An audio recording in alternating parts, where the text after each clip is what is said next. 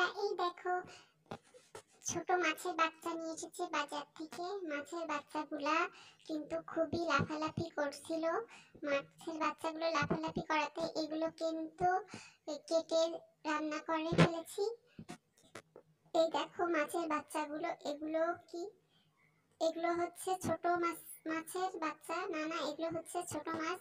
আমার খেতে এগুলো ভালো লাগে না, এগুলো হচ্ছে কাটা অনেক, কিন্তু আমাকে খেতে বলা হয়। আমি এগুলো খেতে চাই না, এগুলো মজা লাগে না, এগুলো গালে কাঁটা ফুটে যায়।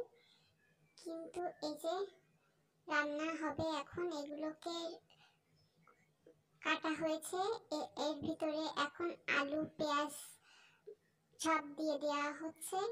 আর এটা হলো রসুন রসুন বাটা করে হয়েছে। তারপরে এটা হচ্ছে সরিষা বাটা হয়েছে, এটা মরিচ বাটা হয়েছে।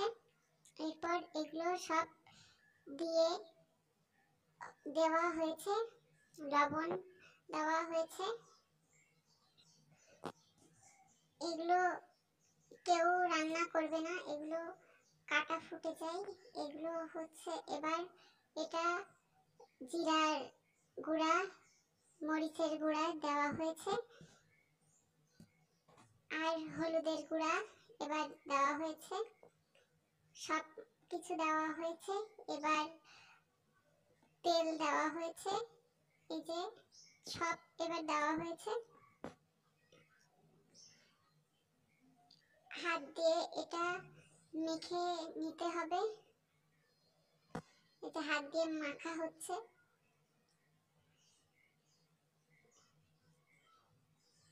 এই যে হাতে কাটা ফুটে যাচ্ছে, কিন্তু তারপরেও হাত দিয়ে মাখা হচ্ছে।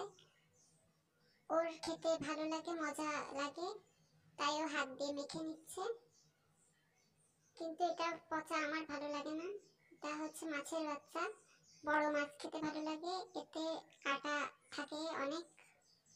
এবার এই যে খুন্তি দিয়ে নাড়াচাড়া করছে।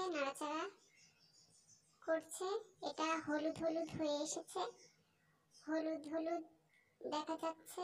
আলু ভাজা, কিন্তু এর মধ্যে ছোট মাছের বাচ্চা আছে, ওই যে ছোট মাছ।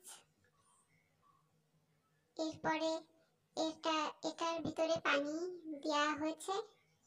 পানি বেশি না, অল্প অল্প পানি দেওয়া হয়েছে। না, অনেক পানি ঢেলে দিল। আবার খুন্তি দিয়ে নাড়াচাড়া করছে। এবার এটা গরম হবে, পানি শুকিয়ে যাবে। এটা হচ্ছে মাছের ঝোল, এটা শুকিয়ে আসবে। এই যে আবারও নাড়া দেওয়া হলো, তাইলে সব সিদ্ধ হয়ে যাবে। এটা একটু ওয়েট করার পরে এটা শুকিয়ে গেছে। এই যে সুন্দর দেখতে লাগছে, কিন্তু খেতে কাটা কাটা, এটা আমি খেতে পারবো না। এটা খেলে চোখের শক্তি বাড়ে, চোখ দিয়ে বেশি ভালো ভালো সব দেখা যায়। ধন্যবাদ বন্ধুরা।